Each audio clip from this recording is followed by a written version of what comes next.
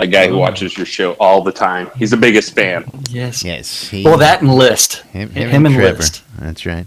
Yeah. Travis. Sorry. If you want to hear Richard, here's Travis. Richard's on the robot. Say hello, Richard. Ugh. Hello. Hi, Richard. Here's Richard on the robot. Do something, Rich. Alrighty, tape is rolling, boys and girls. We got about 1 minute till live radio.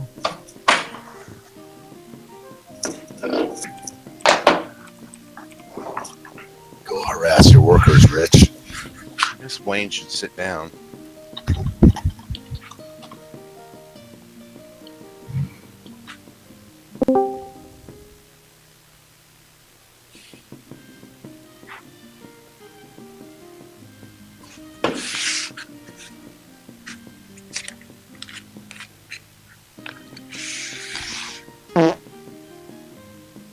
Oh, no.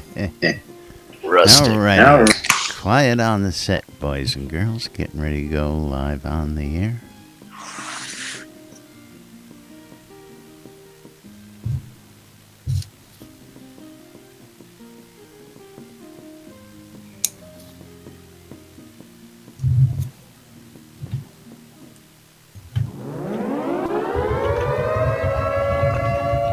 Quiet on the set.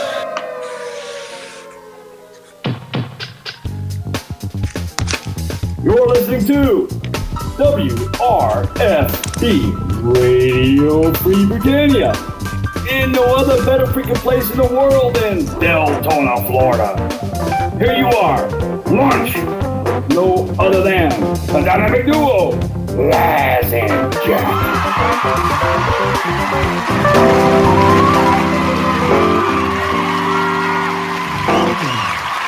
And greetings, everybody. This is Laz. And this is Jack. Welcome to another edition of Lunch with Laz and Jack, where we interpret the news so you don't have to. That's right. Bringing you our own brand of news from right here inside Shroud Avatar 5 days a week for your listening and viewing pleasure. How's everybody doing today? It is Tuesday, May 18th, 2017 here inside Shroud Avatar. We are in the midst of 3 weeks of a free-to-play trial for everybody out there who hasn't gotten in, haven't told their friends and family and gotten them into the game. A lot of new folks running around, good to see. And, of course, today is not going to be the normal show. By no means. Not at all. We actually have a very special guest with us in Discord. And that is the chief... Wait, what's your official title, Chris? The only. Tech Master, Tech God, Tech Lord. Chief Director, Tech Lord. design Okay. guy for a lot of stuff. My title should be the guy who takes the blame for everything players Chief hate. Cook and Bottle Washer. Evil Chris. Evil Chris, yeah. On certain days. That's right. We have Atos, a.k.a. Chris, here with us today. We're going to be talking a bit about the death penalty and all that good stuff, combat. And, of course, for those of you guys who normally join us here in the room, and those of you folks who may be joining us today, just keep in mind that if you do have a question, please keep it brief. If you need to, just post in chat and say, hey, I have a question, so that we can move this along nice and smooth and have some fun with it. But in the meantime, I'd like to welcome Chris. Thanks for joining us. And, of course, thanks for coming on last Friday, spur of the moment there. That was always a nice surprise. Well, I was directed to go to you by people on Discord. Hey, they're talking about your stuff, Chris. We're always talking about it. Bad. It was bad. You should listen a bit more, and we have some fun. We have a good time with it, of course. We're not always the most, should I say, the biggest fan of some of the things, but again, we have our opinions. We have our soapboxes. That's right, and sometimes we play devil's advocate just for giggles and grins, just for that sake as it is. But meanwhile, got a couple questions right off the top. Now, I know we have big changes coming in, and the changes that hit this last release have been hurting everybody. Now, is it fair to say that the community is screaming pretty loudly about this at this point?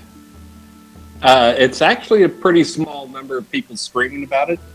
But yeah, I mean, it's anytime you turn up the pain on something a little bit, even if it is for the long-term health of the game, people get angry. That's kind of the big takeaway I've learned from multiple years of being the guy who has to make these painful changes. Now, overall, what is the sentiment that you guys are getting from the community on the death penalty to begin with, may I ask?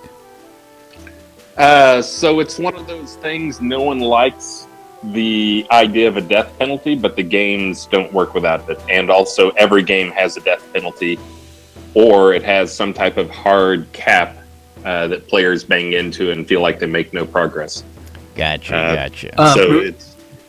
Before we get too far into it, can you explain how the death currently works as far as the death penalty? Yes, how that was it currently works. One of the questions I had, a couple questions that I've garnered. Where is the experience pulled from? Is it pulled from the pool first? Is it pulled from the skills first? Is it supposed to pull from... how is that supposed to work as it sits right now, I guess?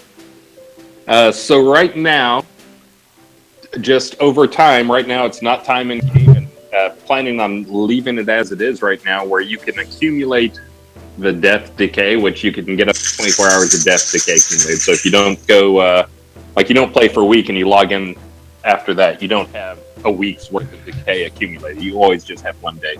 And that's kind of actually where we will be keeping it, because that means that players who only play every other day don't see significantly more penalty than people who play every day. Or if you play once a week, or if you go on vacation for a month, you don't have to come back fearing for your first, the first time you die where you think you're going to take a huge penalty. But anyways, it builds up over time. It gets applied when you die. That's another thing that's on the list of likely changes coming. Right, we understand it's applied when you die, but where is it supposed to hit? Is it supposed to hit the experience pool first, or is it supposed to hit the skills pool first, or is it supposed to do both? How is that working right now?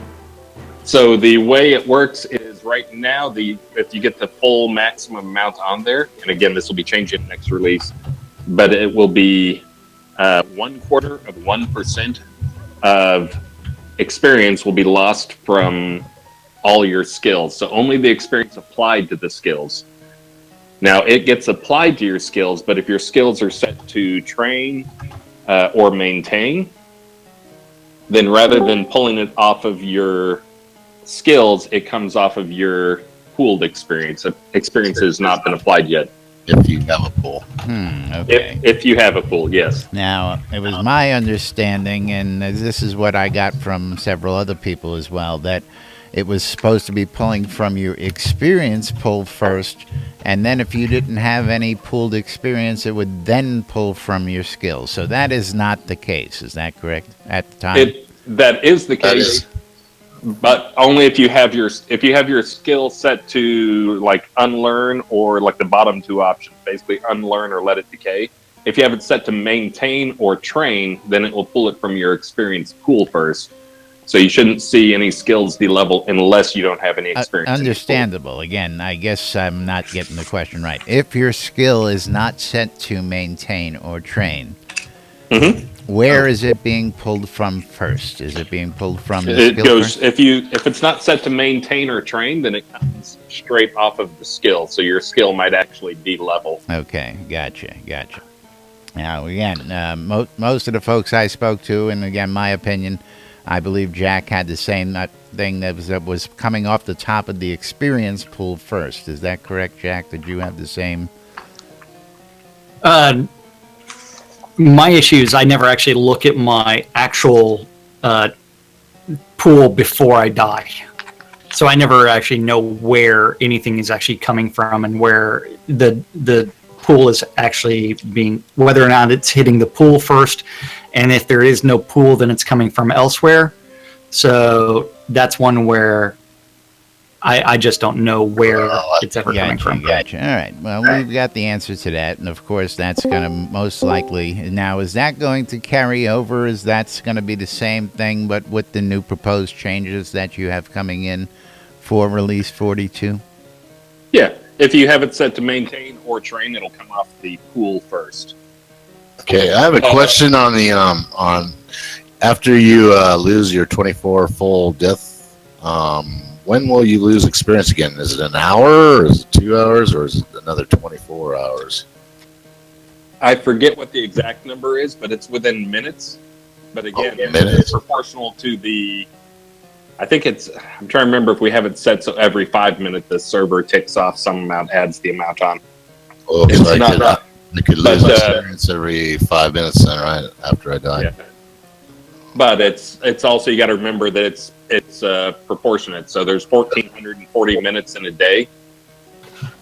If it's been 10 minutes, and you're going to have 1/144th of 1/4% loss. So you're talking about like tiny amounts. Minuscule, yes. Okay. All right.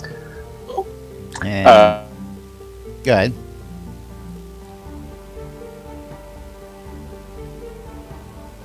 Someone wanted to Did we say lose him? something. Yeah, I thought Chris was going to keep going on there, and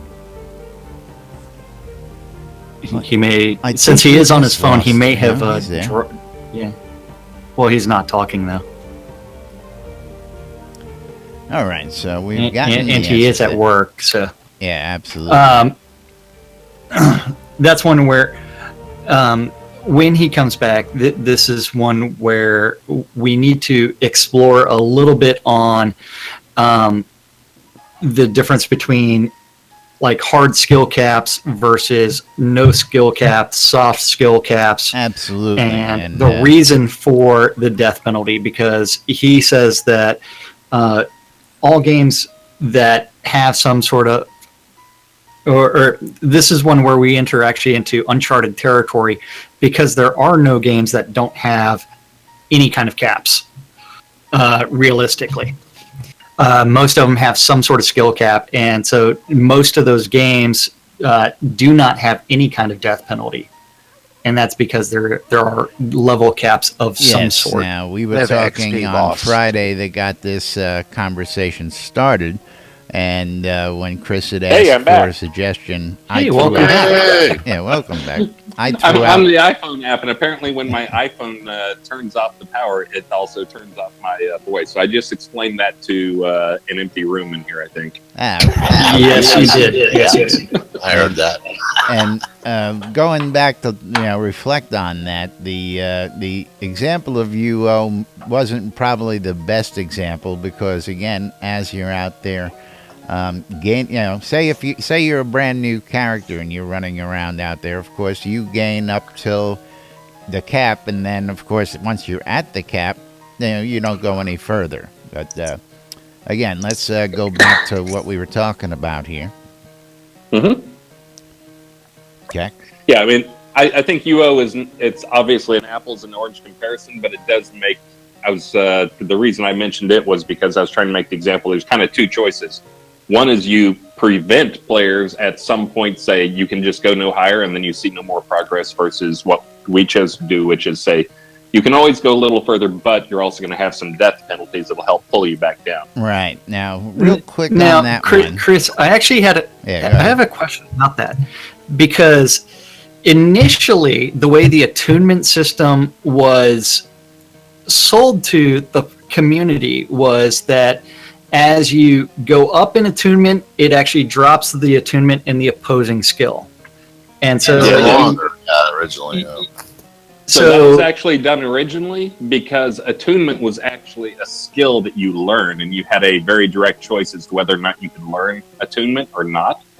When we made the shift to move it away from the skill and instead just be the average of all the spells in that school, I disabled that just because I thought it would be too punishing to some players. I do like that concept. That was a good move.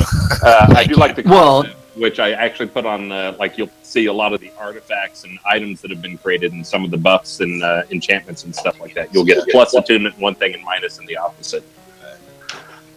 Gotcha. Now, on the topic of caps, now we've heard that the supposed top maximum is 200. When you hit 100 skill, that's not truly as far as you can go, and we know that in this game.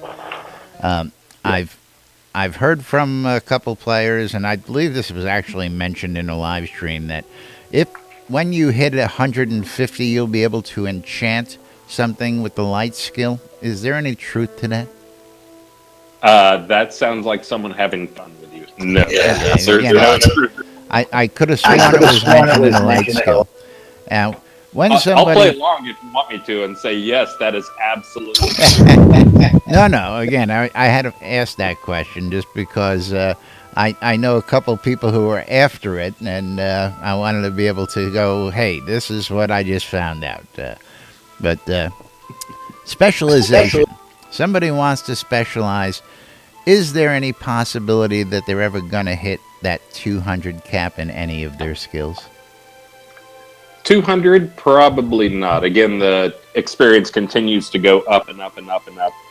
I forget, I haven't looked recently enough to have it fresh in my mind, but I think there is no single player in game right now that if you took every single experience point he'd ever earned, assuming he didn't have any death, and applied it to the easiest skill in the entire game to learn, like I think that might be light, is on that basic thing, he could still not get his light spell to a 200. Okay. It is astronomically high. So the chances of a specialized sorcery or necromage getting up in those areas in a whole skill tree is almost non-existent, would you say? Well, as Umuri points out in chat, it takes about 2 billion XP for the lowest level skills. So that's not even a passive would take 6 billion XP. Yeah, but if you look at the life of the game, if you take what we have now and then like consider where you might be in 10 to 12 years, assuming that you're still playing the game. Well, actively, yeah, that's what then I'm you might be at alluding 200. to. The people who plan to be here for 10, 12 to 20 years. Again, Ultima is celebrating its 20th birthday this year, and I plan to be around when Shroud celebrates the same. So, for the life of the character, people want to know what kind of expectations they're going to be able to, shoot for. Okay. So something we've thrown around quite a bit that may be semi in line with what you're talking about is the ability to say, I'm focusing, there's one skill tree that I want to be, this is my primary skill tree. I want to be a fire mage, and I just want to work on fire mage. And declaring that as your focused skill tree.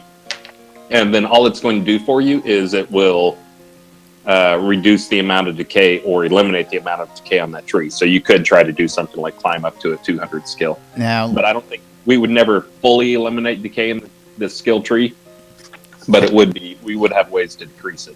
Gotcha. Now, are you sure about the never killing the decay off? If you actually go back and if we bring up your post from today, let's get that up on your screen, design doc. Yeah, let's bring that up, everybody.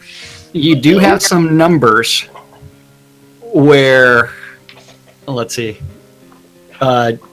if I'm going all the way down to the bottom to where you're quoting yourself in your design document, that a player that makes 400K an hour, it's okay, plays 10 hours a day, 52 weeks a year, 7 days, and he would have over like 1.46 billion XP.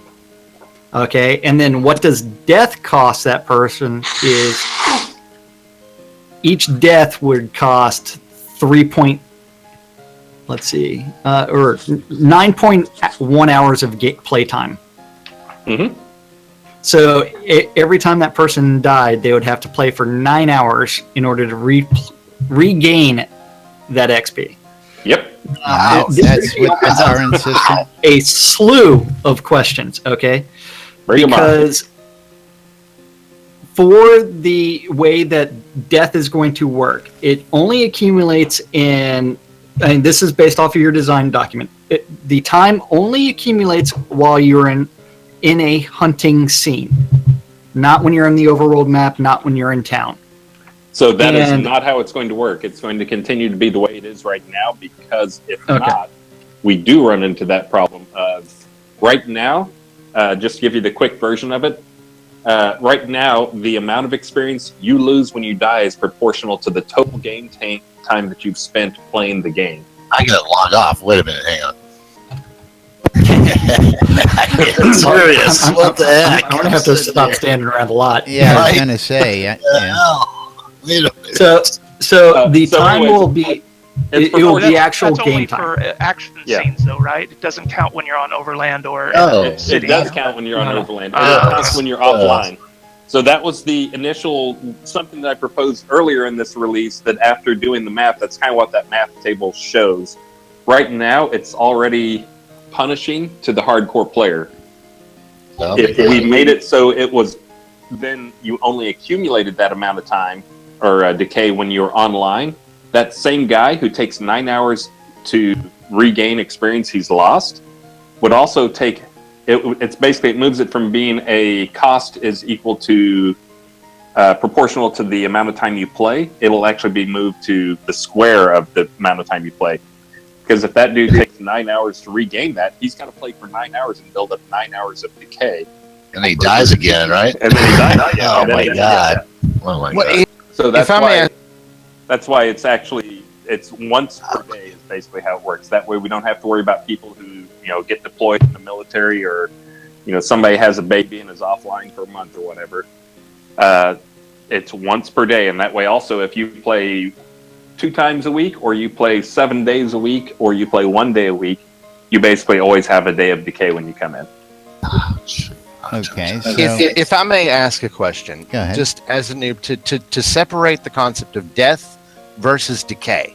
Now, Mhm. is there a system? Because I thought that decay was a system where your character would be bleeding off a progression regardless, and then whenever you die, you take a big hit in addition to decay. Is decay always taking away skill points? It is Or- not always. That is one thing we've talked about doing, though, because to me that does feel the right way.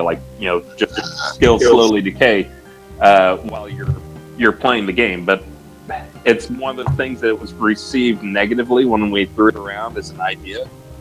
Players didn't feel like they're getting punished unless they did something wrong.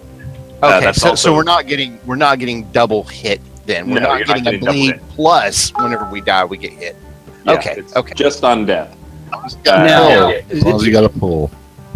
another question is, since you have the average XP gains for the hardcore players all the way to players like me who stand around a lot all day long, how is the XP calculated for that XP loss on death? How is that So- amount calculated? There's a couple of things that I discovered as I started doing a deep dive into both writing about stuff and then also digging into the data for players and this stuff. So one of the things I found is a lot of the highest tier players don't have all their experience applied. They keep a huge pool of experience, and then they just level things to where they want to and leave it at that. And the reason for that is when you die, the experience penalty is only based on the experience you have applied to skills, not your total experience. You'll never de-level your character. If you've gained, that's the one thing that keeps going up and up and up is your character level. And death does not affect your total experience. The only thing it applies is the experience applied to skills. Okay. Didn't you say you're going to put an icon up there to let us know about that? I'm trying to get an icon in for this release. Wizard Smoke is usually the guy that does UI stuff, and he's kind of busy, but I'm going to try to get something in there so we can at least give a hint of how much decay you might be suffering when you die. And then, let's see, where was that? Will that affect crafting and non-combat? yes, one skills. of the questions I had is crafting skills tied to death as well. So right now, crafting is not tied to anything. Crafting does not decay.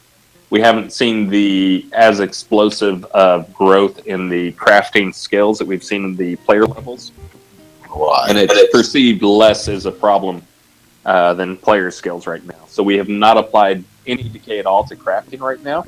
The other part is we have a tough time. I came up with a few things that could be here's the trigger moment, but we kind of just want to apply, this is a punishment, obviously. I mean, a penalty Well, to the players that's for being my a bad player. understanding of what people are complaining about is they're being punished for succeeding. Is basically is the gist of everything I'm getting from people out there.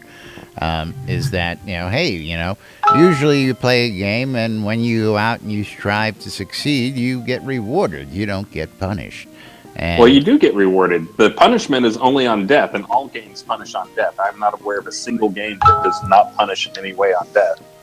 Yeah, but everything's changing right now. Everything's changing, the skills, everything, and we're trying to get a viable way of fighting now because we have to change. And it's kind of not a good time right now, is it? now that's that's on the combat now. Of course,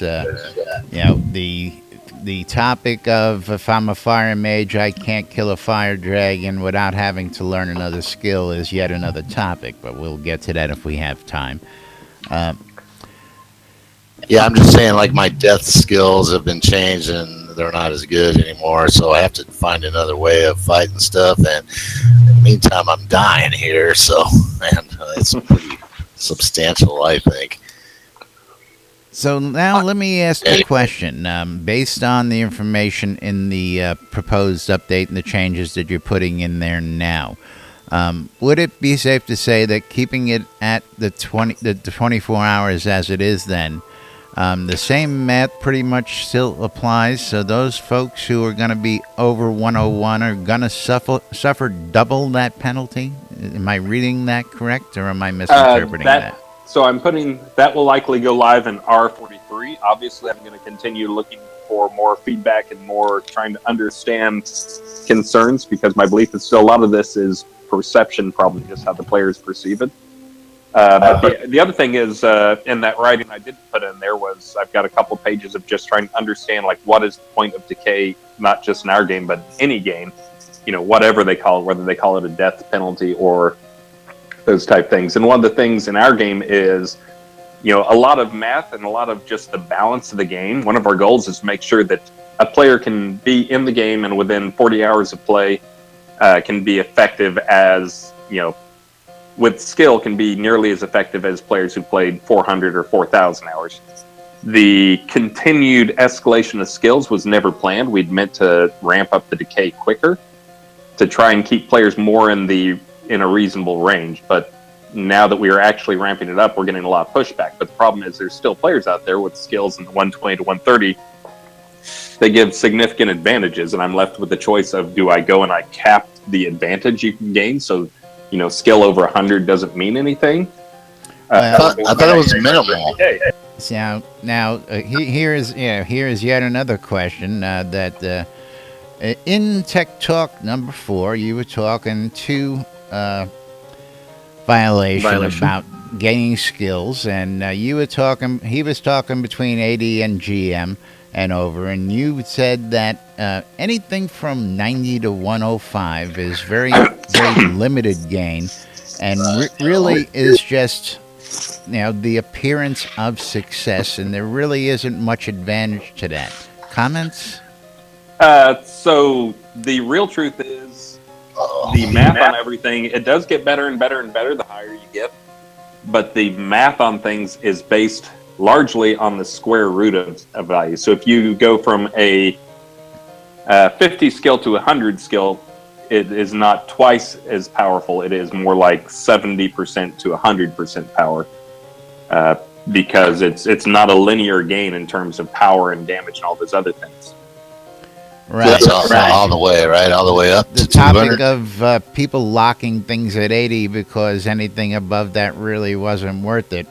There was only a 5% difference between 80 and 100 was from Tech Talk 2, I think. It was 4. Yeah, so in 80, going from an 81 skill to 100 skill is going from 90% effective to 100% effective. You're talking about you get like 10 or 11% gain for those last 20 skill points. And it's a similar type thing. If you want to get another 10%, you've got to get your skill up to 121. Now, that is somewhat deceiving because there's still a few skills that are set up poorly and that they don't scale at a very linear rate, which I think I have most of them dealt with. But then the other thing to remember is there's a lot of different things that pile up. This is why passives cost so much. Passives can help, everything is based on the square root of things, but if you multiply the square root times the square root, you get the actual value and it turns back into the linear. We have some of that same type effect going on with the passives factoring into the skills where they're increasing things, plus then you got gear in there, and we're getting back closer to a linear progression, which is, again, not what we want because we want to try to keep the game as skill-based and not grind-based as possible.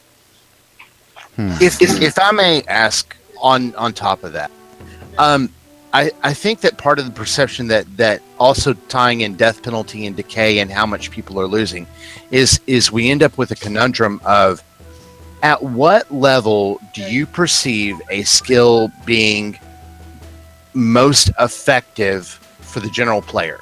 In other words, should a player attempt to achieve in their most used skills, get them to 60, 70, 80 and stop because the effectiveness and the usefulness of that skill, it feels that a lot of skills really need to get nearly to GM'd, but yet we're not encouraged to get to GM because the death penalty once again even becomes even higher.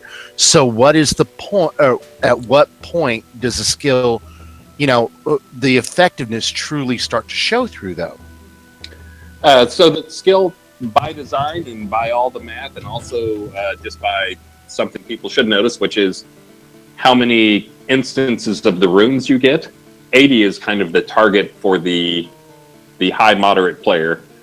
Grandmaster getting to 100 does give benefits over it, but at 80 you get the 5th instance of the rune if you're playing with a dealt deck.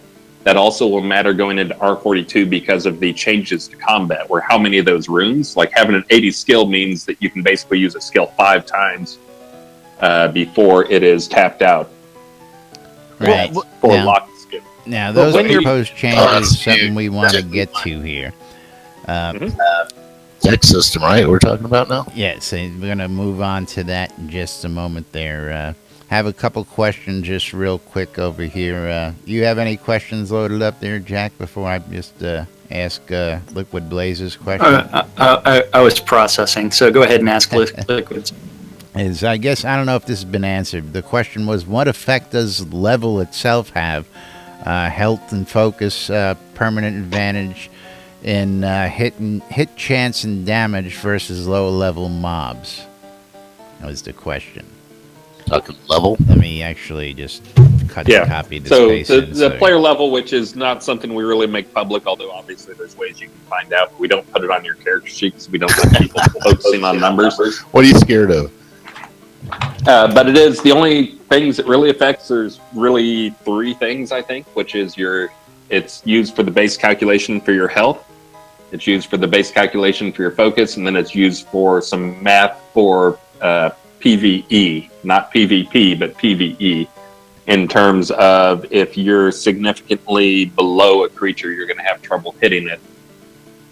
You'll have a much higher chance of missing it. And also creatures that are way, way below you, as in like 40 plus levels below you, won't have as good a chance of hitting you. But that's pretty much it. That's all it's used for. All right. Sounds substantial, though. And then last question on, at least that I've got right now. In our skill levels, I've seen this multiple times on the forums. Hey, I've got 70 skill. Why can't I perform this action? 70 skill is not 70 proficiency. And a lot of people are very confused about this. Why is it this way, and why isn't skill and proficiency an equal number? Can we entertain that question real quick? We can, but I'm probably not the guy to ask as to why that happened. That is actually Beezus. The Crafting bees. is pretty pretty much the only thing I was not. I did help with some of the math on it, but again, I think the math on it is decent. I think there's some more tweaks that need to be made to it, though, and I really have not had time to go back and try to take a stab at seeing how things are working. That is mostly it's a time sink. Yeah, it's all huge that whole time balance sink. thing. If things I felt were going horrible in crafting, I would probably be dealing with it more. But that's actually things are pretty good, and the crafters still pretty happy. Laz and I do have an open challenge to all of the devs, and that is to time the actual amount of time it takes to craft 20 teleports and recall scrolls from scrap. So you have to convert the wood scrap into wood pulp, and then turn around and run over to the alchemist. Your challenge. Yes. What are you talking about? Now, of course, I would even add to that and say you have to go collect the scrap also. Yeah, you add that in. Well, but anyway, that would make it. Let's move on because yes, we do have proposed changes now coming into the combat system and all that as well. So while we have some time, let's dive right into that. And the heat system, the glyphs, and the fifth unlocking of that. How is that all proposed to work in the new proposed system coming in release 40? Is it coming in release 42, should I ask? It is coming in release 42 right now. The challenge is more on the visual side of things. How do we represent this? Because the whole reason we're doing this is so players don't have to look at their bar. But there is some feedback we need to give people in terms of cooldown. And try and figure out how to show the cooldown, represent the cooldown without, again, pulling players' eyes off of the combat. But it basically will work if you have 5 free runes. Again, that's you get your 5th one when you get to 80. You start with the 1. I think you get 1 at 80, at 40, at 20, and at 10. So really, you start with 2 or 3. By the time you get to 40, you've already got your 4th one. So really, that climb from 40 to 80 is to get the 5th one. Now, what that'll mean in this is that determines the size of your pool. But basically, it's just imagine if you had a skill that had a 10-second cooldown and you had 5 runes, you've got a 50-second cooldown pool, and every time you use a skill, it adds 10 seconds cooldown that tick off. So the shortest version is you can use the skill up to 5 times if you have an 80 skill and just use it over and over again. Now, each time you use it, though, it does build up some, what I'm just calling heat for lack of a better name. If anybody has a better idea, I'll gladly jump on it. I was using heat because it matches up kind of with a lot of other game type stuff with like Mech Warrior or a lot of like Call of Duty type games where your weapons overheat, or Battlefield or something like that. So you got 5. You got 5. Is that rapid fire then, or is that? So basically, you can use it 5 times in a row, pretty much rapid fire. Now, as the heat builds up on it, the more times you use it in a row, the longer the cooldown becomes. Yes. Yeah, well, the longer the overall cooldown becomes. Early, it's the heat builds up on it. It's what I refer to it, and the focus cost goes on it. So you can use it one time, just like you can now. And if you wait the cooldown, you can use it again, and it's the exact same cost. But if you build up on it, basically, if you use it like 3 times, you'll be paying like 50% more focus for it. So basically, but it gives you the option if you just want to sit there and pound out. I need to do again like 5 coup de grace is another one of those perfect examples.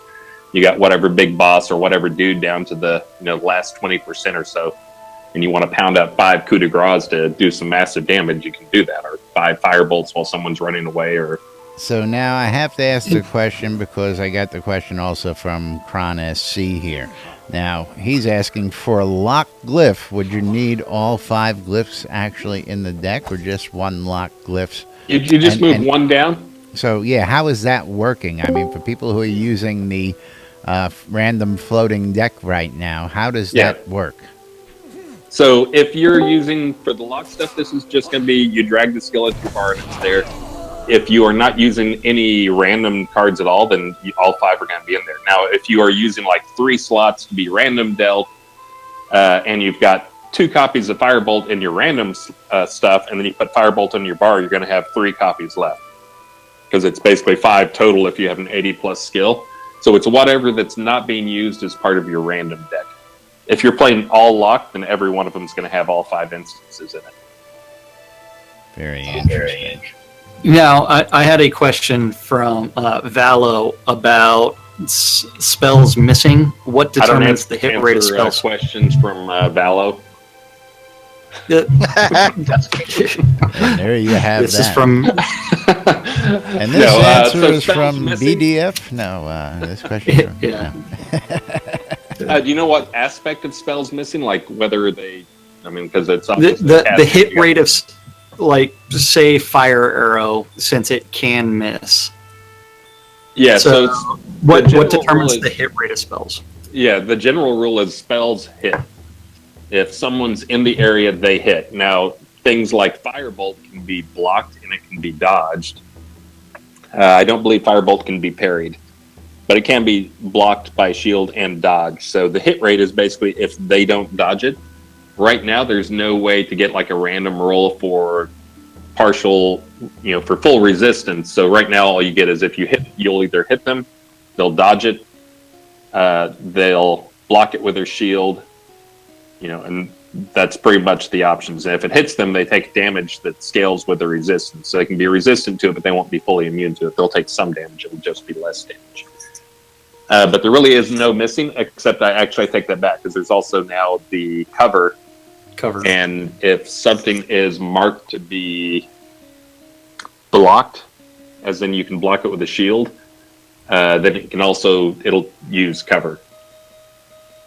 So basically, you can have cover that will stop up to 80% or 100%. Because also, I believe that in one of the patches in R41, I turned on a feature that was supposed to be in there all along, which was primarily for player advantage, which is that creatures, if you move behind a wall and something's coming at you, it'll hit the wall rather than hitting you.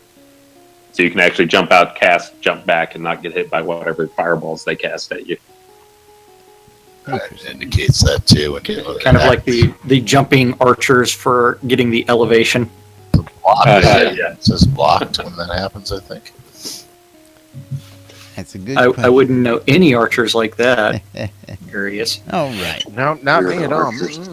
So now, with that, so is that, I'm going to guess, is going to affect quite a few people's play styles with the new heat system, as it's being dubbed at the moment? No, definitely. And again, I'm not a big fan of the deck system, so I'm waiting to see these changes to see how that affects my play style. Now, another big one, of course, is a lot of time spent on that combat bar looking. Has there been any other thoughts to adding different bars, different utility bars, expanding on the combat bar to make it more than 10 skills? Yeah, there's been quite a few talks on that. One of the things I think people don't think all the way through on our system is like they're used to a game like EverQuest or WoW or something like that where you have tons and tons of buttons out there. Those games designed because those are class based, their limit to the number of buttons you can have for your effectiveness is really tied to your class. Like what, you have a limited number of skills, limited number of things you can do. So having more and more skills out there is not really making you more powerful. It's all for convenience and fun stuff like that. While it's easy to think like, oh, well, why don't we have like 40, let players have like 40 buttons? Well, we can't because we are a classless system. We aren't limiting you through some artificial class thing. You can be a master of death magic, fire magic, ice magic, earth magic, sun magic, and basically fill up 50, 60 bars with just nonstop, endless attack skills that you could all use at once. Sounds good to me. I don't think anybody's playing with that. Right. Well, it's my job. How about a couple extra ones? Come on, I buff can bars. complain about anything. Well, no, it would be at the very bottom of a skill. So, say ranged, for example, at the very bottom. If you get all the way down there, then maybe you can unlock a skill to unlock a new bar for your range stuff, or something in fire, all the way down, because no one's going to like master all the way down to the bottom everything, right? Well, In theory. it's Unless you're technically not possible, but Well, again, some people got that's pretty. another can of worms altogether. Speaking of class systems, skill caps, and all that, what kind of feedback have you guys gotten on that? Now, I know that's pretty much been off the table because that's not what this game is promised to be. But what's the sentiment that you guys have been getting that maybe there should be, or or is it still it shouldn't be? It should be wide open. Right now, my feedback from most people is it should just be wide open, Wild West. And I understand that there's got to be some limits, but what have you guys been hearing along those lines? There's still some people, again, this is, when you look at it, there's a direct correlation between players who listed Ultima Online as the best game ever and the people who I just want skill caps. You want to hear something crazy? I put that poll out, and I have not done another one yet that goes out to everybody. But there were actually more people who had played Skyrim playing our game than there were who had played Ultima Online. Well, personally, That's not online though. Elder Scrolls Online heard is of like half of those games Yeah. that were on your list, and I mean, I've played a fair number of games in my time. Most of those games that were on your list, I went 0-0. Nope, never played. Oh yeah, there was a lot of that. Now, I'm not I'm not unique, but when Can I anyone play hear a me? game, I play a game. I'm a Shroud of the Avatar gamer right now. My partner Jack, he'll play several different games, as do many other people. Jack's always out there. That's because I mean, while no I'm loyalty. No loyalty at all. I am also killing people in other games. Yeah, but So I tend I to alt tab focus and I'm always after one game at a time. So Same here. that would skew just a little bit. But let me ask this question: the movable health bar. Are we ever gonna see that? Do you have any influence on that? Do you have any? Oh, he wasn't there. All right. Yes, user I was not interface there. stuff. Sorry, I got a phone call and it decided it would totally disconnect all voice stuff and not let me reconnect. No, I did not take the voice call. I just got a call Yes. from my phone. But Okay, repeat that I'm last. gonna guess you missed it. But I was gonna say I'm asking about the movable health bar. Are we ever gonna see that in this game? Yes, that is absolutely. Having all that stuff more configurable and movable for you is on my short list. But again, that's one of those things. We really have one guy who's great at UI stuff, and anybody else, there's a number of other people who can do some of that UI stuff, but it would take them, 3 times as long or more. And then of course we Yeah, have so having another guy out there wondering when cupcakes are gonna make an appearance, but I wouldn't know who that is out there. Never. Yeah, but I do want to have all that stuff configurable, movable. That is not by design. That is by lack of manpower. Okay. I still hope I could get like one more engineer up here who could actually help with some of the UI stuff, because I feel that is the longest tail. I don't think it's blocking us really from finishing the game, but it's going to be the longest tail of stuff we continue to polish, in my opinion. Our UI. When people look at the game and I occasionally see it's got 1997 graphics, a lot of times what they're talking about. Some people actually say that in a nice way because they are looking for a retro game. But a lot of times what they're talking about is the UI is the first thing that makes an impression on them. Well, And I the do UI very is one of the well. last things you clean up and polish before release because you go through so many changes during that time, yes? Unless you have no knowledge of the process of creating a game, then it's God, shut up. But, alrighty. Any other questions, folks? Jack, you got any more on... Well, I've got about 1,000 questions, but we don't have the time for it. Well, we have time for several more at the moment. We want to field a couple from the audience out there who have been... Laz, you mentioned worms earlier. Speaking of worms, Laz has worms. We're not worried about worms. God, fishing, come on. this is combat, man. Come on, we want to get experience. You guys are a buzzkill. Go ahead. What about worms? Questions? Go ahead. Everybody's afraid to ask a question. Come on, people. You have an open forum here to ask. Now, okay, so Chris, No. this is one of my biggest complaints about combat. I know there are several people, including our very own Justin, who completely disagrees with me. But as far as combat goes, would there be an option to enable collision? So, in offline play, we probably could. In online play, I think we would be ignoring a lot of history if we did it, because there have been not only a number of games that have had it, but also then had to turn it off. And the games that didn't turn it off, it caused so much pain and frustration, so much griefing, so many problems. We have some solutions for some of it, but the bigger problem is another one of those areas that is the bottleneck. We could turn it on for players. Actually, we do have it on for players, play PvP. But turning it on for AIs drastically changes the AI for creatures and how they behave. It makes things so much easier for them to exploit and grief and cause problems with creatures. So really the creatures is the biggest thing.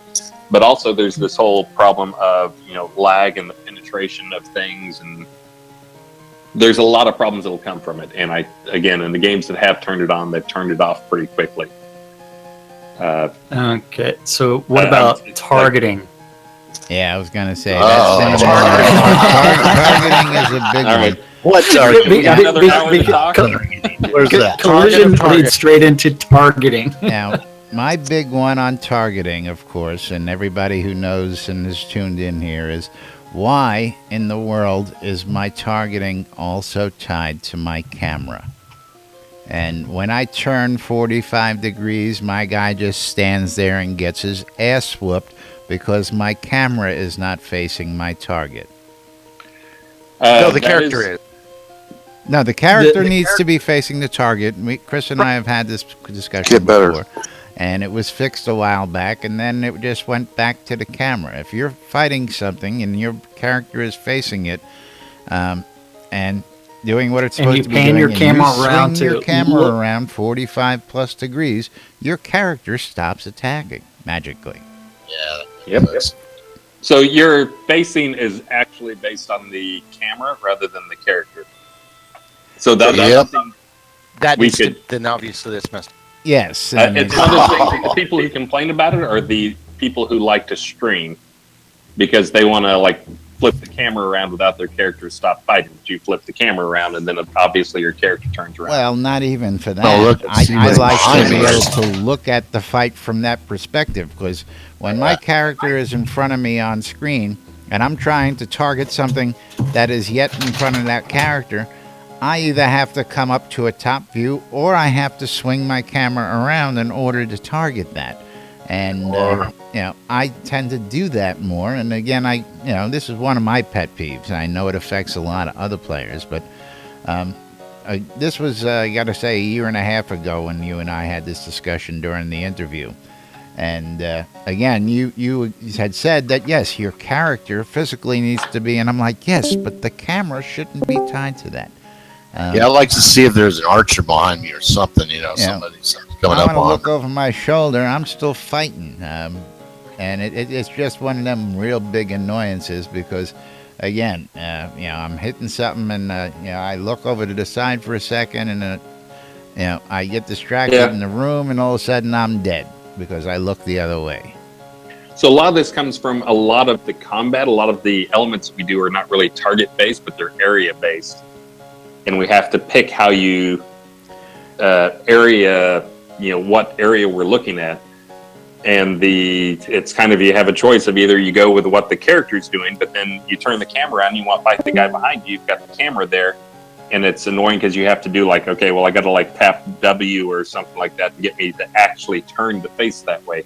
Because that's going to be the other fallout from that is if you are looking one way and fighting that guy and you turn your camera to attack that guy who came up behind you, then now you're not going to be attacking that guy that is behind you. You're Well, going to still be technically, I should be attacking what I've targeted and not what's running. I mean, if I have my focus on an archer and I'm chasing him down, I should still continue to focus on him, but for some reason, something runs in front of me, that goes away. Why does that happen? So you shouldn't lose him as a target. The thing that'll happen is, so how it works is you have a actual selected target. If you've actually like tab selected him, like made him a hard target, then it should stick with him. I know right now there's at least one bug where you can lose that target. Happens But all the the time. Yeah. Bug. The G key, Uh, right? Yeah, like the G. Actually, for newer players, that's one of those things that we left it on the G because some players got used to it. But for anybody who starts the game now, it's the tab key.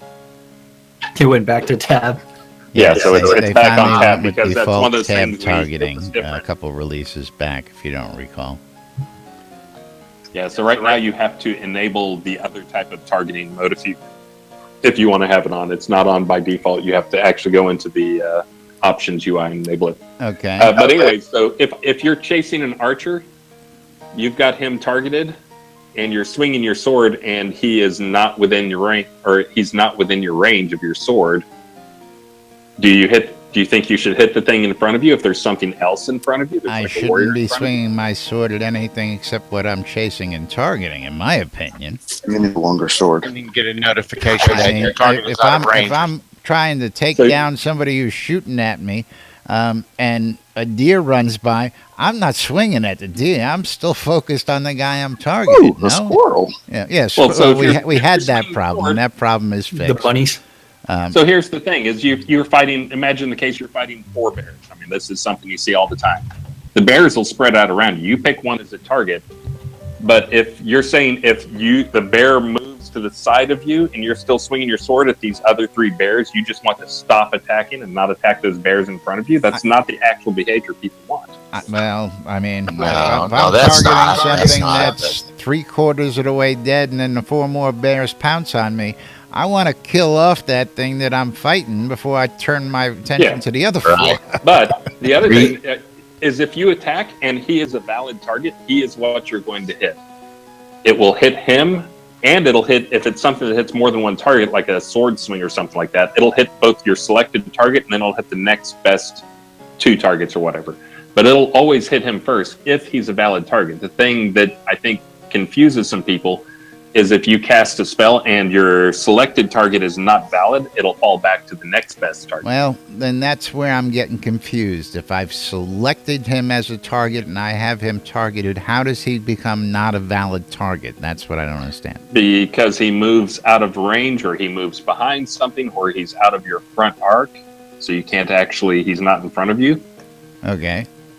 So any of those things, I mean, there's you have to be facing your target. That's part of the thing. Is you have to be facing Understandable. the target.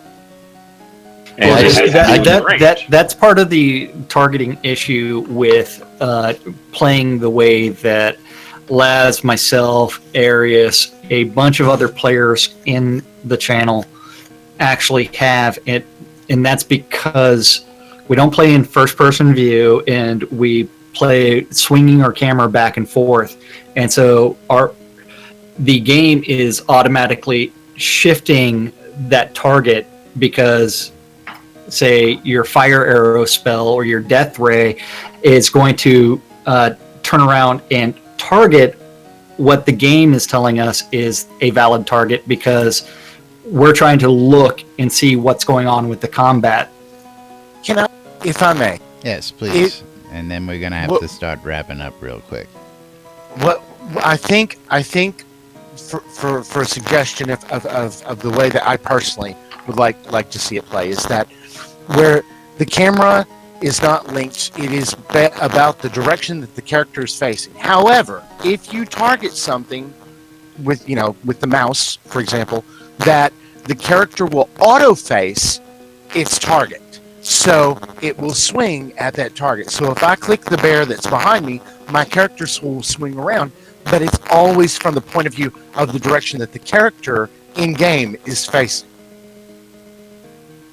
Well, yeah, and that was my understanding initially, is that as long as my character was facing the target, that was what was important, not the way my camera was. So when I just let started it auto swinging target my by camera targeting away- and Yeah. right, you're going to turn that direction, so that way your camera, where your camera's tied to, doesn't make any difference. All it becomes is a big selector for what's on the field. You could do a top-down venue way and let it be almost like a 2D game at that point. Something I don't know. Anyway. Makes more sense. Moving It's right an along. isometric gun. Yes. Isometric game. Blah. Words. So what you're talking about, we could do. I think there's going to be side effects. So maybe I could add that in as an option for this release, or get one and only to add that in as an option. Side scroller. But I think you're going to see the reasons why we don't do that. But maybe for your style of play, where you want to keep your character facing one way and swing the camera around and be attacking the direction your character's facing, that maybe that works for you. I mean, yeah, a lot of times, again, I'm personally in one of the dungeons and my back is against the wall and I can't see nothing because the camera's skewed, because what the camera does, and I want to swing it around so I can see what's in the hallway and attack. And So that's one we actually have in this right. release. Is if the camera gets pushed to the point, like you back up against a wall in a dungeon, the exact case you described, the character actually fades out when the camera gets close to him. So the character vanishes, so you'll be able to see in front of yourself. You won't have no, to be in the because back of your head. I don't like my character vanishing. I want to see where my character is. We're gonna delete you. See, that's the Delete problem. But anyway, Delete. yeah, so we noticed that like right here on set, and I'm going to bring that up because we've been on that. If I sit back down here and this happens, and this was fixed for a while, that if I swing my camera around like that, I used to still be able to see my camera and my character didn't disappear, just because I swing my character around. And again, when I swing my character around, I expect it to stay. I have to stay top view in order to do that. But as soon as I come down here, all of a sudden I'm in first-person view again, and I'm screwed because I'm lost. But that's again, the camera is really something with targeting that affects a lot of players, especially those of us that we know. But anyway. So, just out of curiosity, so you actually use the Q and the E keys to turn yourself? No. No. Is that what you would want to do? So how would you handle the turning of the character in your I use my situation? mouse. I use both. I press my right mouse button. I turn my camera where I'm facing. I click my left mouse button to target what I want. And I swing my camera to be able to view the fight and see what's around me so I know what to target next. You're swinging it by turning the camera and then pressing the W key or something, like moving forward a bit so your character faces that way? No, I'm using WSAD to move forward. And then I use my right mouse button to swing my camera around to see what's in front of me. And now if I'm running around here, I'm going to click on Led Zepp and target him over here, but it's not targeting. I don't know why. Okay, so for one, you have to understand we both have the mouse mode disabled. The free look mode is disabled, so we had to hit what was the tab key. Yeah, it seems like this game is designed for the free mouse look to be on. Like, that's the focus. Yeah, so free mouse look is off, and so in order to do any kind of mouse look and change perspective, you actually have to hold down your right mouse button. Yes, I can move my mouse all over the place. Yeah, you're doing it wrong. Half the people I know, and if not, one of the first things I tell them is get rid of that automatic mouse movement. And again, there's several. And that's also off for new users. That's also off. Yeah, so new users are going to be experiencing more of the style of gameplay that Laz and myself are currently playing with. Yeah, but things you swing your camera around, and now you're looking at your character's face. Now you quit attacking if you do that. But like, what are you guys doing to actually turn? Are you you're saying you turn you turn your character by double clicking or clicking on No, in order to turn the character you actually have to play with the yes, you actually have to turn, and that's what I'm talking about. Hit the W to turn your character when you're moving your absolutely. Yeah, so that's what I'm saying is that would be the difference is now you've got to follow your character. So the thing we're not going to do is have it so you auto face your target at all times. That should be an option to click on and off in the options menu. Now that actually does happen with the new auto defend, which to most people is just what auto attack they were asking for. Auto defend will do that for you, but again, That's really not Good thing. Yeah. Like, I don't. Yeah, that's a good thing. Again, it's just one of those things that being tied to the camera is a major hindrance because not everybody's looking at it that way. That's a bad thing. Yeah, I like to look behind me. Real quick, and you still said hit. you were going to maybe do a study on how many people actually use first person. Did you ever delve into that? It is not that many. We did look into it, but there's not that many that play in first person, which is kind of what we expected. But yeah, there's some people who, again, it's one of those things. While there aren't that many who play in first person, we ended up we're supporting it. You can't see your weapon first person anyway. That's what my but grandson was. I can see We're that. not going to Where's my expand weapon? it. Gotcha. We're not going to expand the functionality and do things like show your weapon and those other type things that you would expect from a true first person game.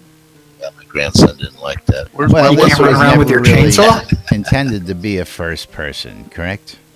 Yeah, it was never really intended. It's just one of those things. I mean, there's a lot of things we can do in the, with tech that are really, really easy. Things like, hey, can you guys support VR? It's like, well, sure, we can support Oculus Rift. That's, like a couple of button clicks and we can make an Oculus Rift version of the game. Now, it's an insane amount of work to make the UI not suck for it and make the textures not work and all the other things. But, that was kind of the case. I mentioned that because that's kind of the same case as the first person camera. It's really easy for us to do first person. All we have to do is pull the camera in, but it's all the extra stuff people expect when you move to a first person game that that's a massive amount of work to do. Gotcha. And we won't be doing. Okay, Jack. Any more questions from the folks out there? Well, we need to that are not just poking fun at things. How about more experience for the casual player? Is that something that? So something for the casual player, and this may be actually what I do instead of making decay something you can remove, is just basically going to kind of the standard login type bonus thing, where you get a daily bonus of logging in terms of rested experience or whatever you want to call it. Yeah, I do expect we'll have something like that for the casual player, that it'll just be basically like if you log in on a daily basis, your first 30 minutes of play or whatever. Yeah, I'm talking about like a higher level. I was going to say, are we thinking, or any thoughts on a power hour, as it may be? Well, power hours in like an hour during the day when you get double experience or something, or your first you get double some experience? games used to have, what game was it that had that? Was it an Ultima? I think Black Desert Online has a power hour every day. Yeah, where your first It's a hour certain time. online gives you X amount more extra boost if you're actually out there and 3-4 taking times the advantage of XP. it. 3 o'clock in the morning. Now, the other thing that's only come up like 30, 40 times in the stream chat is actually going to be related to loot tables. When is going to be the next iteration of loot table changes? The next pass. It's going to start dropping their clothes, so that way I can put it on and wear it. You're talking about the 5 gold for a level 90 mob. Yeah, And 20 gold for a dragon. I would never mention somebody that traveled to the bottom of a dungeon to fight a lich with Chris and ended up with 8 gold. I would never mention that group. I don't know what you're talking about. That look awesome. Even the bandit clothing looks amazing. By the way, kudos to the person who designed the new bandit look. That looks amazing. I'd love to be able to get that outfit in the game. So for the loot tables, I've mentioned this before too. It's kind of my pet peeve too. I've come along and put some, just because I knew our loot sucks, put some band-aids on myself, that's where the artifacts came from. I was just so frustrated that we don't have any any rewarding loot, it didn't feel like. And so then the artifacts came along, but those are kind of both a little quirky and also so rare that you kill. Fought and killed the boss. And then you got 7 gold. It's so rare need that that. 300 vendors have them all on them for sale at astronomical prices. I mean, We need middle loot, and we just don't have it right now. That's one of those things I hope to address. This release was kind of swallowed up by a couple of big things I really hadn't planned on. just with some a ton of localization stuff, and then also Unity 5.6. And so this release, I'm not going to get a lot of the stuff I'd planned on getting done. I am making sure to get work done on Decay and combat updates, but most other stuff, including trying to get better loot in the game, will probably take a backseat. I will try to sneak some more stuff in and try to sneak some more middle loot in, but you see my daily blog, you know how much I have on my plate. Absolutely. I think folks would just like to see a little bit more useful loot. I would like to see a bottle of experience on the lower level tiers and mid-level tier. Yeah, I think that's really what they're pointing for. But would Chris like to see cupcakes? What would be the barrier to just adding gold to the loot tables on the lower end? I mean, I'm sure that would be so easy to do, but as far as a balance thing, is there some reason you can't give more gold on the lower level creatures?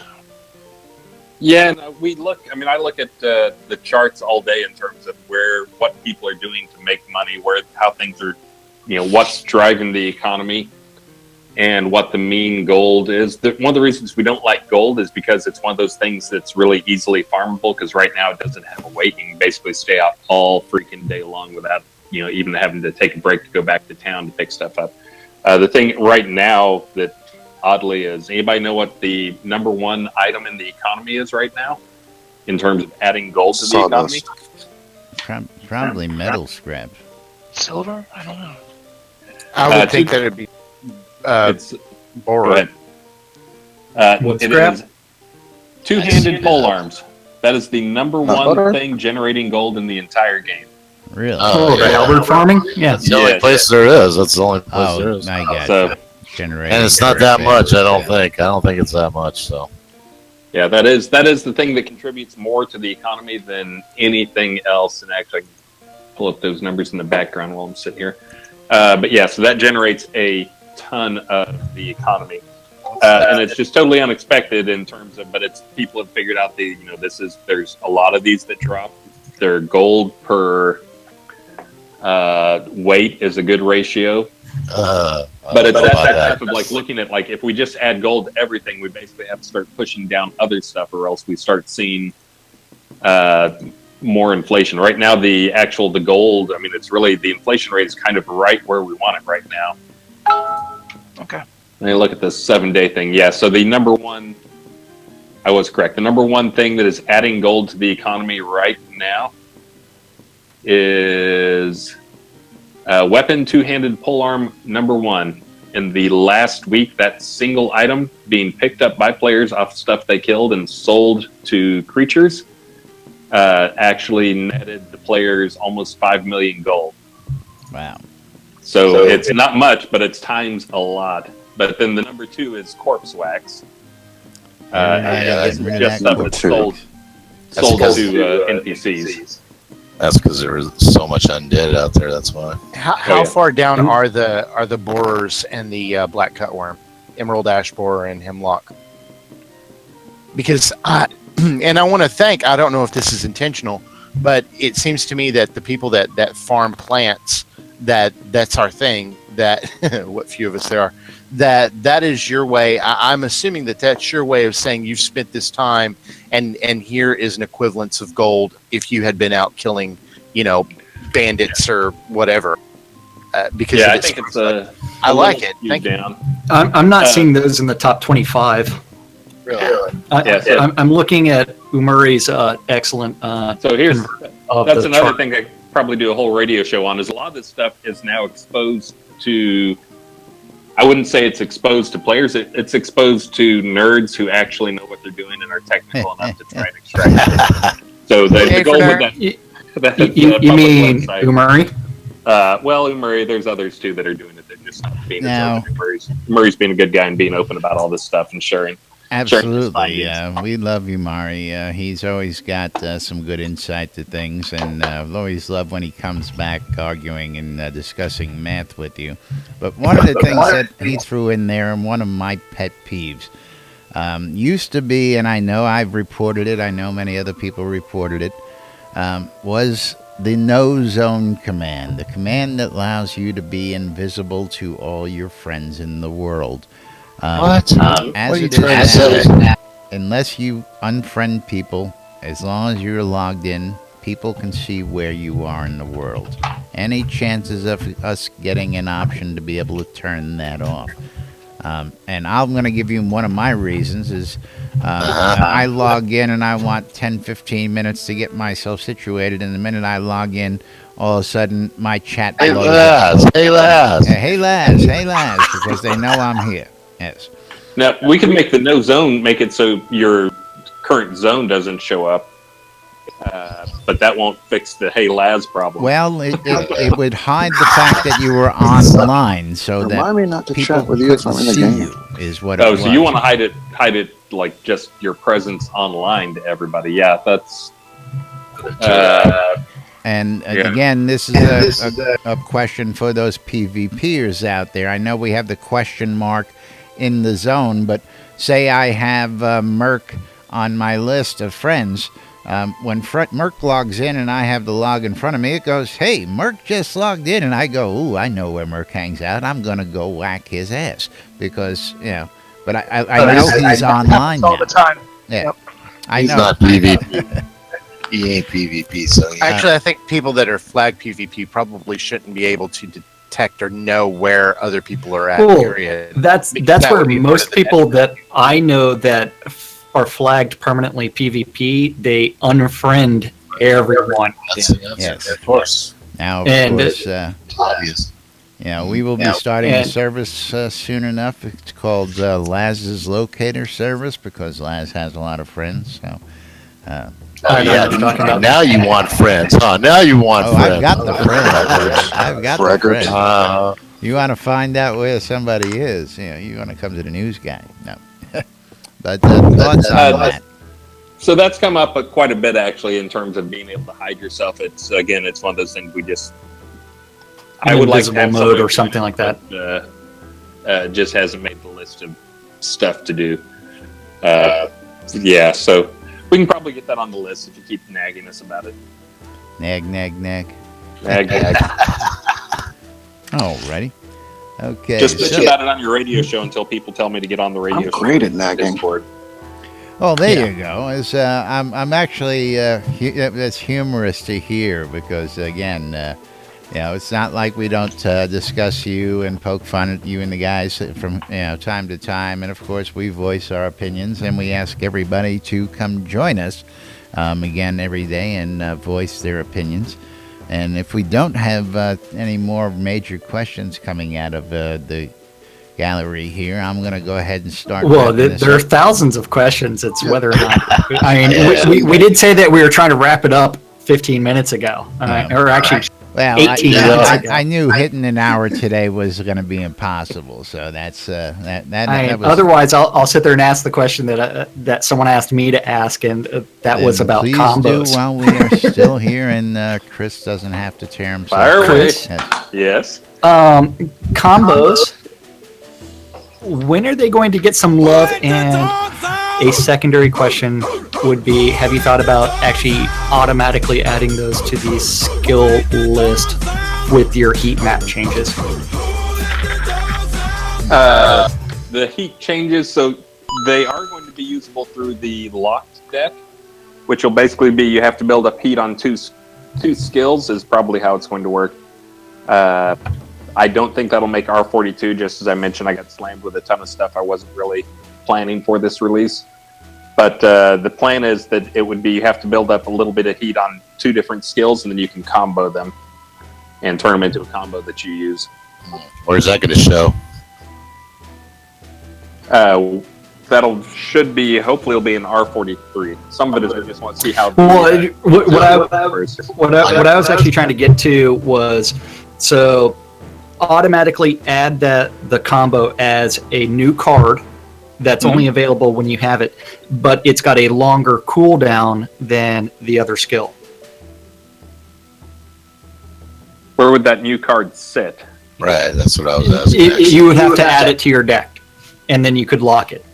So, like Fiery Decay, you have to have Fire Arrow and the Death Ray in order to have the fiery So decay. You want to card waste one of my that would precious 10 on- glyphs by putting a combo there? Yeah, to exactly. assume Where is that we- going to show up? Where will that show? Yeah, so I don't really use a locked deck other than for the only cards I have are Healing Ray or not Healing Ray, Healing Touch that's ever locked. And that's my panic button. Heal and run. Heal and run.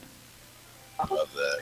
Yeah, so Panic part of the button. justification for making combos more powerful, which currently they are not, and that's That's what I probably a lot thought. of those people we're talking about, is I've been saying for a while I was going to give them a pass and make them appropriately powerful. Right now they're just about as powerful as other skills. Part of the justification for that was making sure that there's either some skill factor involved in it or some time factor is kind of what we're shooting at with the new locked system where you can use it.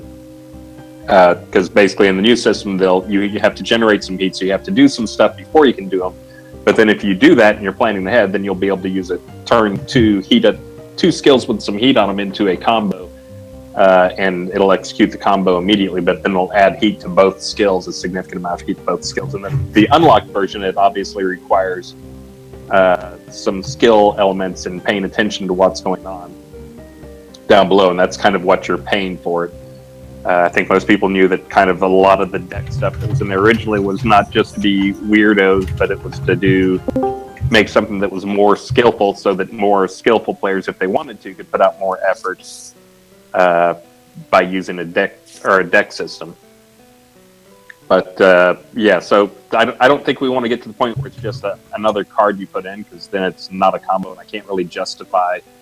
It's harder to justify the extra power it would have, and I would like to make them significantly more powerful, possibly even this release. That'd be nice. Huh? Very nice. Okay. Laz, I have one more. Shoot. And all right, now that I have you here, Mr. Chris, and I just, could you explain to me or the thought process behind this? Is my biggest one that drives me insane. Is shadow form in the Moon Tree Yes. versus silent movement in the Subterfuge Tree. Regions. Regions. Here we go. Reagents. Here we go. Moon magic is magic. Subterfuge is I hide behind a trash can. You can't see me because of the shadows. I use actual reagents in moon magic. The stealth percent on the moon magic is half of what the stealth is in silent movement. But the moon magic also requires reagents. Now, from my personal D&D logic, a magic spell is magic, and it's either going to work 100% or it's not going to work at all. You're not going to get a partial invis, right? You're going to get an invis. The question is how long. Shouldn't moon magic, considering it's using reagents, always be 100% stealth, but you can't hold on to it forever, where you could sneak around a town with silent movement, but the chances of you being seen are far higher because you're not really invis, versus someone who is really invis because it's magic. Can you explain why moon magic is half the stealth of? Yeah, I'm trying to pull up the exact numbers here. So if I have 100 skill in shadow form, I have a 50%, which seems way low to me. Mm-hmm. Should be 100. I just personally think magic is magic, and if it succeeds, it should always be 100%. Like that should be the staple. The skill gain would be the length and duration of it. So just to be clear, it does look like something is wrong with it, because this is not how it was designed. It was actually supposed to be slightly better than the subterfuge equivalent. I'm looking right now, though. You add the reagent costs onto it, and it's love. It needs tender love. So just to be clear on what the percentage is. So if you're 1% stealth, you'll have the stealth effect on you. That percentage number is the percentage of the distance at which you can be seen, or how much it shortens your targeting range. Now, what that means for creatures is if a creature normally saw you at 100 meters, which that's a crazy long distance, but I'm just using that because it's easy math. If they saw you at 100 meters and you were 50% stealth, they would not have a chance of seeing you until 50. Right, and to use it, like I use it on the overworld map to attempt to get around bandits or skeletons that I want to avoid, right? Mhm. And the thing is that even at a skill level of 50, right, which is it's not exactly that great, but even at a skill level of 50, I can be pretty far away from them, and they will still break my stealth. They'll break the invis, they'll see through it, and then I will fade, and I will lose that invis. And I'll get pulled in anyway, and it doesn't seem to be effective, really much at all, to be perfectly honest. Well, it And should I try be. it all the time. Yeah, I mean, it should be as effective as whatever that percentage is in terms of shortening it. The problem may just be for the overworld creatures, they may have numbers set wrong with them. Those probably have not been scrutinized. I don't know. I mean, I've used it some just sneaking around myself, like sneaking through the rise and some other stuff with my skills way up high. I mean, I know it's working because I can turn like mine up to be 98%, and then I can basically sneak, 5 feet from a Yeah, creature. but again, that's get me by. talking about getting something GM'd when Yeah. when we talk about you don't want everybody to GM all the skills, right? Absolutely. So if we get it to a level that it is useful and it won't break, typically, you might need a Grandmaster in Moon Magic to get through a really high-end area, like super high-end, but typically through your common world, you want it at what, like level 60 or level 70 skill maybe, and then it should be it should be effective. So I'll look at the numbers again on those. Shadow form should be, and it looks like right now it's not. I'm not sure what changed. That may have been some change to attunement math or something else that ended up nerfing that more than intended. Does that sound good off whenever I say attunement, or is that bug report? Bug. But yeah, I'll look at that. What was I going to say? There's one other point I was going to make. Why would I ever use another one something that takes reagents if I can use the non-reagent version and it works better? Right. Yeah, so that is without a doubt that needs to be fixed. The other thing I was going to say is there actually, for R42, there's going to be a change to the help range for creatures, which is one of the big things that annoyed me as a player, because I actually go in and play the game both on Atos and another character, trying to play like a normal person, and that's one of the things that really annoys me is trying to split groups. So like you got like 6 bandits or whatever, I think most people know if you touch one, they're all coming. That was largely due to they had a help range, and the help range on most creatures was set way further than it should have been, and they were chain helping. So some of that should improve. Yeah, that should be improved for this release for R42. The other thing I was going to say is if you're kind of at a modest skill, another one to try is, have you been trying to use Distract at all? If you're trying to get around people or get by people?